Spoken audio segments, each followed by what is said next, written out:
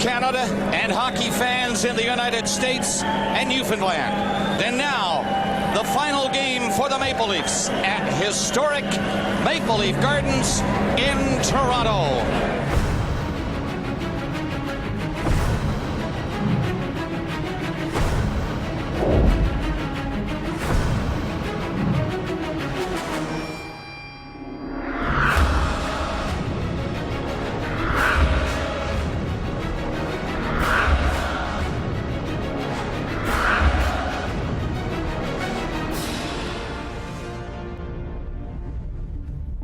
There is a plot of land at the corner of Carleton and Church Street in Toronto, Canada, that has become hallowed. It's Maple Leaf Gardens and it's hockey's temple. It was home to the Toronto Maple Leafs for 68 years and provided the setting for 11 of their Stanley Cups, the last coming in 1967. The Toronto Maple Leafs have won the Stanley Cup. What a tremendous hockey game this was.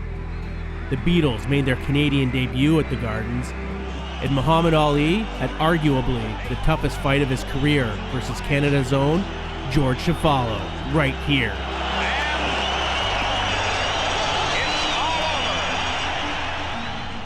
Age caught up to the old girl, and in 1999, the lights faded for the last time.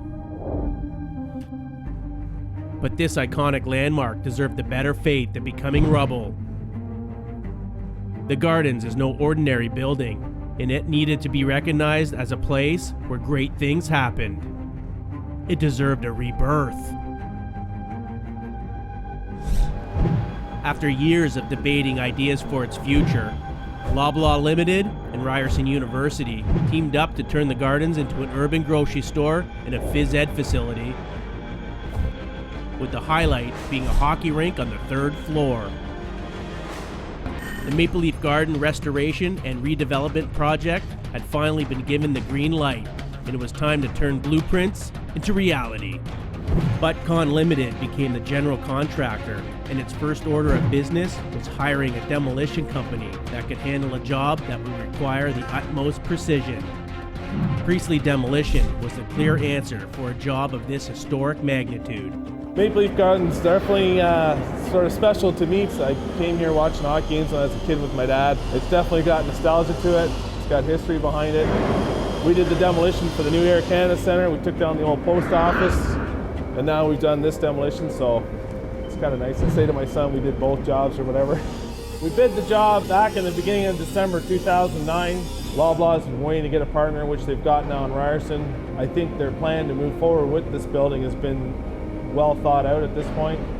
Felt our company was probably the best suited for the project in the sense that we have our own cranes, we have our own equipment, we have our own people to do all this work. We have all the substructure you need to do a project like this. And obviously it's nice having a feather in your cap to say we did Maple Leaf Gardens safely. I think the hockey guys are sleeping in here. I was at the game last night. They just got Phaneuf and Jaguar and 3-0, so maybe tearing out the Gardens is going to help them win, eh? With a job this big, you're going to need some help. Ryan hands over the reins to Superintendent and cousin, Brian Priestley. Welcome to Maple Leaf Gardens. We're here to strip the building back so that Butcon, the general contractor, can build a new structure for Loblaws and Ryerson University. It's going to include removing the base building back up to the green levels on the east and west side. We're going to remove all the gondolas. We started the project by salvaging all the seats that remained. We had to create a new access point for trucks to access the building. We had to remove a section of seats here. There will be iron workers staging on site soon to begin temporary bracing so that the structure can be removed back. 2 bays that are closest to the wall are going to be braced from bottom to top. That's so that we can remove these concrete breakers that go back up to the outside walls. There'll be no structural integrity problems. It's a pretty neat job in that it encompasses all aspects of the demolition industry. Basically, our first step here was to get in and deal with some of the building hazardous materials. Then we've got interior stripping of redundant mechanical and electrical systems. Okay, some action. Then we've got structural demolition with large excavators, and it's all indoors, which is kind of unheard of. One of our overall safety manifestos, if you will, for the job was we can't work on top of each other. Because when you work overhead, there's a possibility of something falling down below, and that's bad. So in order to sequence the job properly to allow for concurrent activities, it's quite a little bit of a chess match or a puzzle that was worked out for the job. On a building of this vintage, it's hard to know where all the lines are going, what they're feeding, and what they're doing, but we're at the point now where we're much more comfortable, and it's enabling us to move ahead in all directions. Like, we're attacking it from the top, the bottom, the sides, the roof. We're shipping material out, we're bringing cranes in, and it's starting to really roll good now. We'll be mobilizing our 200-ton American conventional crane on site. We're going to be using a 165-ton crane from All Canada Crane to help assemble the 200-ton crane. So it's a bit of a morning for organizing and scheduling and coordinating all the trucks. And we will have some height and ramp restrictions. We're just going to try and react the best we can as the vehicles show up. We'll stop the traffic. I think we got to pull you up into that intersection, Will. We're going to back you up into the parking lot and try and drive you in that door straight on. Easier said than done. The crane being used to tear down the gondolas first has to get into the building. When these door openings were built in 1932, they weren't made to accommodate giant demolition cranes.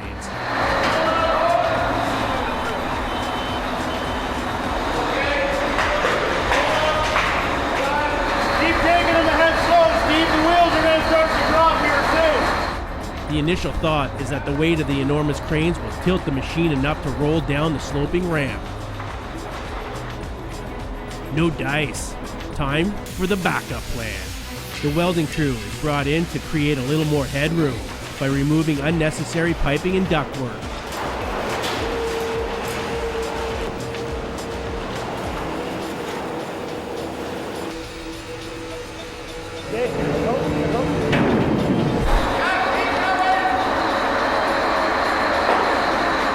Still not a perfect fit. Adjustments are being made. Right now we're trying to adjust the crane just so that we can clear this door and hopefully drive all the way in. Keep coming. Keep coming. Okay. With just a little more headroom needed, the crew thinks on their feet. After letting the air out of the crane truck tires, they're in the building. I think we got her, Willie. Well, that was a nice little half-hour job. Done now 3 hours later. But we're in. Now that the mighty machines have found their way inside the gardens, heavy lifting can begin, starting with the gondolas. We're up in the first gondola closest to the ice surface. Private boxes, we're stripping them out by hand, removing all the garbage so that we can get to the steel structure that needs to be removed.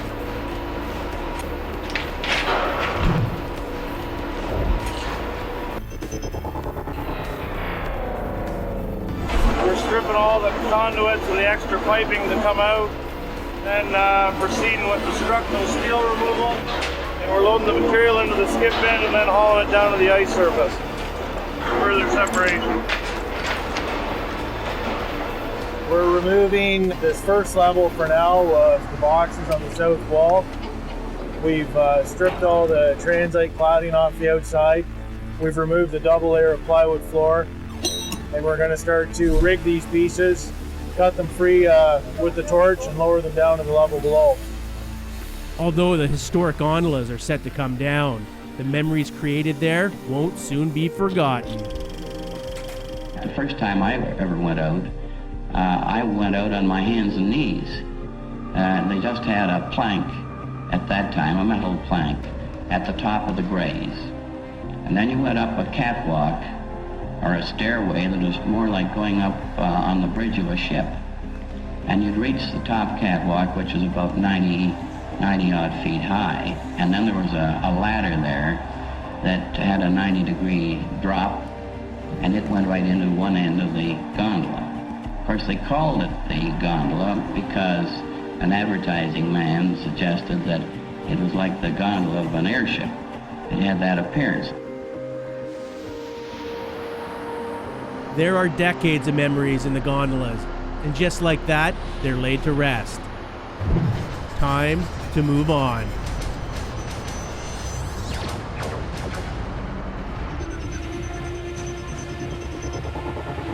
With demolition moving along at a rapid pace, the PDI crew encounter one more historic area of the building to be tackled next.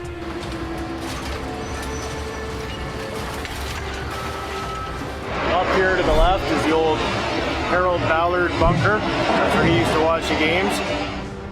Ballard's bunker was the private ice-level box reserved for Harold Ballard, the controversial former owner of the Maple Leafs and the Gardens from 1976 until his death in 1990. I'll run. Wait a minute now. The people out there. Wait a minute, like I'm talking right? too, you know. Wait a minute. I run the club. I pay the bills, so I got a chance to talk, right? All right. Now, what's your question? This part of the structure will be modified. Part of the project was actually to salvage center ice. His handprints and footprints were embedded in the concrete. So we used a concrete saw. We cut that square out, and blah blah is the safety. So I don't have a clue what they're going to do with it. And just like that, the Harold Ballard era comes to a close.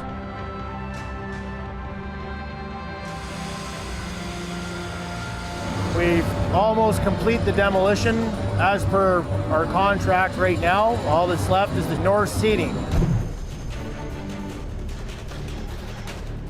As demolition winds down, Brian makes room for excavation guru Ivis Koskins to help oversee the next stage of leveling.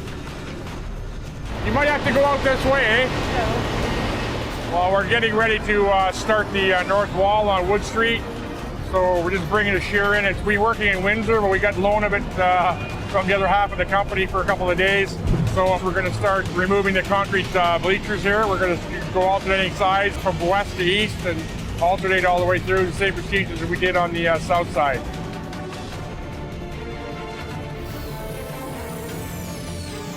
These tiles are coming right out. Both of them are coming right out, right down the native soil, for sure.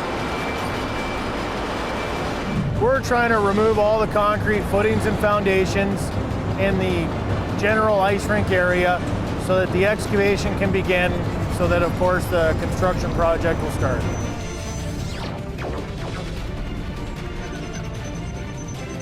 We're right now standing at the south end of the old Maple Leaf Gardens in the excavation that we started to dig. We're about 6 feet right now below the existing grade.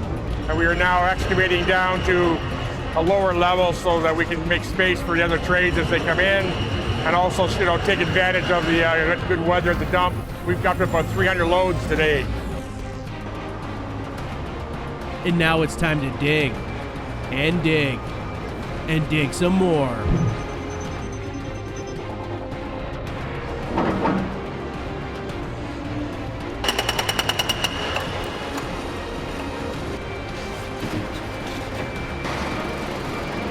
With the 3 buckets digging though, it'll go okay.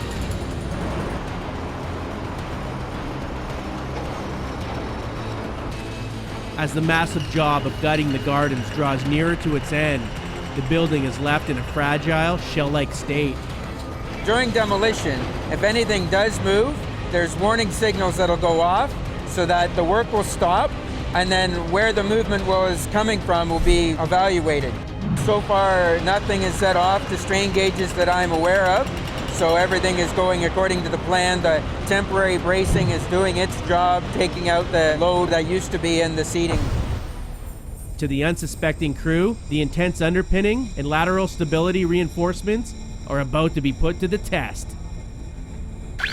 Good evening, it's the talk of Toronto. Did you feel it? We sure did. For about 30 seconds or so, an earthquake shook the city and most of southern Ontario. Video tells it all, doesn't it? On June 23rd, we experienced a 5.0 magnitude earthquake. We didn't feel it on the site, but our Osmos system did pick up the vibrations that it created on the structure itself.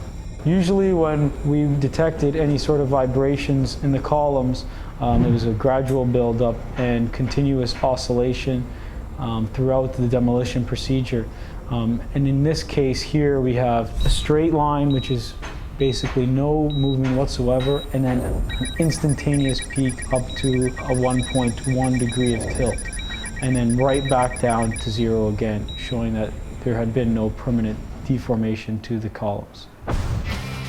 Crisis averted, thanks to the careful planning and hard work put in by Priestley Demolition and its associates. Excavation and eventually reconstruction will commence on schedule.